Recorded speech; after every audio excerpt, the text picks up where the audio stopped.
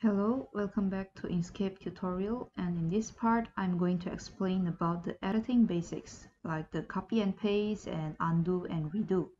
Let's start with the copy and paste. Go to your Inkscape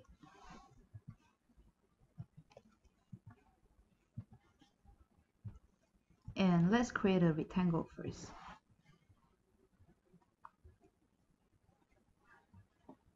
So how if we want to create the exactly same rectangle like this?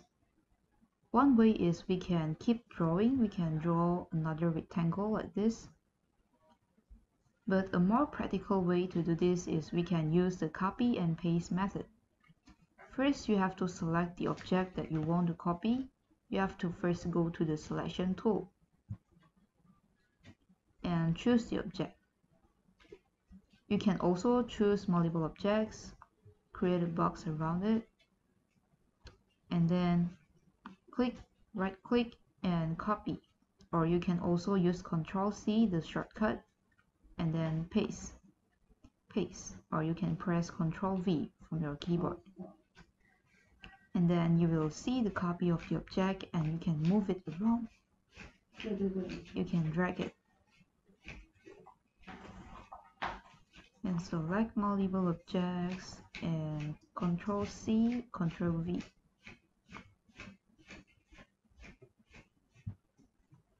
And also there's another way to do this. You can use the duplicate. Select this, right click, duplicate, or Ctrl+D. And if you use duplicate, you don't need to paste anymore, and the copy of the object will be directly placed above the original object that you want to copy. So you can move it and you can see there is another object here. So this is about copy and paste and duplicate. So what are the difference between copy paste and duplicate? By using copy and paste, you can copy to another file or another software.